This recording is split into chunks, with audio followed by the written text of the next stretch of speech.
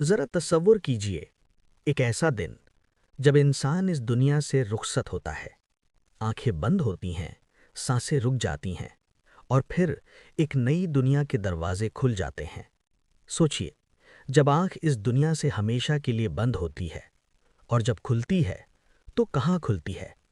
اس جگہ جسے عالم برزخ کہا جاتا ہے، وہ دنیا جہاں انسان قیامت کے دن تک رہتا ہے۔ اب ایک منظر دیکھیے، ایک شخص جو دنیا میں بہت امیر تھا، جس کے پاس اونچے اونچے محل تھے، ہرا بھرا مال تھا، لوگ جس کے نام سے پہچانے جاتے تھے، آج وہ ایک ایسے میدان میں کھڑا ہے جہاں دور دور تک ویرانی ہے، نہ کوئی درخت، نہ کوئی چھت، نہ کوئی سایہ۔ وہ گھبرا کر کہتا ہے، یا اللہ، یہ میں کہاں آ گیا ہوں؟ میرے وہ محل کہاں گئے؟ میرے باغات کہاں ہیں؟ میں نے تو اپنی پوری جوانی، اپنا سکون، سب کچھ انہیں بنانے میں لگا دیا تھا۔ کیا یہاں میرے لیے سر چھپانے کی ایک جھونپڑی بھی نہیں؟ دوستوں، کبھی ہم نے سوچا کہیں ہماری اور آپ کی زمین بھی وہاں ویران تو نہیں رہ جائے گی؟ آج ہم اس عظیم تحفے کی حقیقت جانیں گے جو 1400 سال پہلے 7ویں آسمان سے خاص ہمارے لیے بھیجا گیا تاکہ ہماری جنت کبھی ویران نہ ہو۔ یہ کہانی ہے تیسرے کلمے کی، The Treasure of Paradise۔ حدیث میں آتا ہے کہ اس کلمے کی جڑ زمین میں نہیں بلکہ سدرۃ المنتہا پر ہے۔ سدرۃ المنتہا یعنی وہ مقدس درخت جہاں کائنات کی حد ختم ہو جاتی ہے۔ یہ واقعہ ہے شب معراج کا، جب ہمارے پیارے نبی محمد صلی اللہ علیہ وسلم حضرت جبریل امین کے ساتھ ایک کے بعد ایک 7 آسمانوں کا سفر کر رہے تھے۔ ہر آسمان پر انبیاء کرام نے نبی پاک صلی اللہ علیہ وسلم کا بے مثال استقبال کیا، لیکن 7ویں آسمان پر ایک خاص ملاقات انتظار کر رہی تھی۔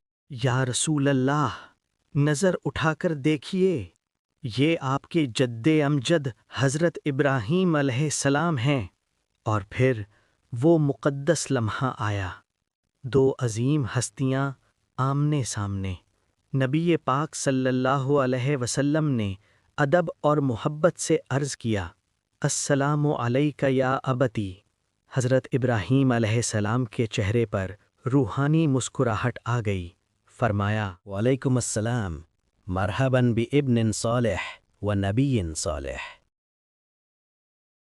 جب ملاقات مکمل ہوئی اور نبی پاک صلی اللہ علیہ وسلم آگے بڑھنے لگے تو حضرت ابراہیم علیہ السلام نے پکار کر فرمایا، اے محمد، ذرا رکیے، آپ دنیا میں جا رہے ہیں، میری ایک امانت لے جائیے، اپنی امت کو میرا سلام کہہ دیجیے گا۔ دوستوں، سوچئے، حضرت ابراہیم علیہ السلام ہزاروں سال پہلے 7ویں آسمان پر کس کی فکر کر رہے تھے؟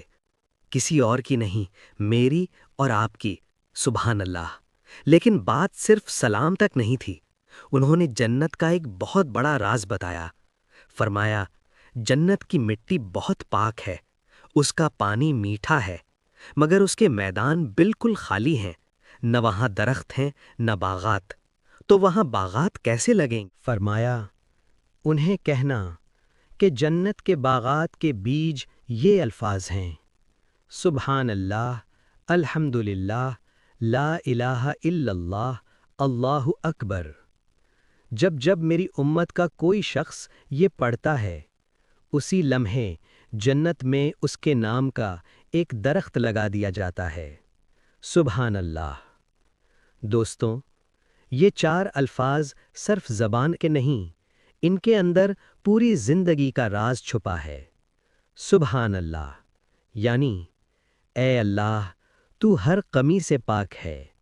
یہ لفظ دل کی بدگمانی کو دھوتا ہے۔ الحمدللہ یعنی تمام تعریفیں صرف اللہ کے لیے۔ یہ لفظ غرور کو توڑ دیتا ہے اور شکر سکھاتا ہے۔ لا الہ الا اللہ یعنی اللہ کے سوا کوئی معبود نہیں۔ یہ لفظ انسان کو دنیا کی غلامی سے آزاد کرتا ہے۔ اور اللہ اکبر جب مشکل بڑی لگنے لگے تو یہ لفظ یاد دلاتا ہے، میری مشکل بڑی ہو سکتی ہے مگر میرا اللہ اس سے کہیں زیادہ بڑا ہے۔ لیکن مسئلہ یہ ہے، ہم الفاظ تو پڑھ لیتے ہیں مگر محسوس نہیں کرتے۔ ایک بزرگ نے کہا، بیٹا تم زبان سے پڑھ رہے ہو، روح سے نہیں۔ اگلی دفعہ جب سبحان اللہ کہو، تصور کرنا تمہارے گناہ جھڑ رہے ہیں اور جنت میں تمہارے نام کا درخت لگ رہا ہے۔ اور جب الحمدللہ کہو تو ان نعمتوں کو یاد کرنا جو اللہ نے تمہیں دی ہیں۔ اور جب دل بالکل تھک جائے، جب لگے کہ اب مجھ میں کوئی طاقت نہیں بچی، تب کہنا لا حول ولا قوت الا باللہ، یا اللہ اب میں اپنی کمزوری تیرے حوالے کرتا ہوں۔ اور پھر دیکھو کیسے ویران زمین باغات میں بدل جاتی ہے۔ تو دوستو، اب فیصلہ ہمارا ہے، کیا ہم اپنی جنت ویران چھوڑ دیں گے یا آج اسی لمحے پہلا درخت لگا دیں گے؟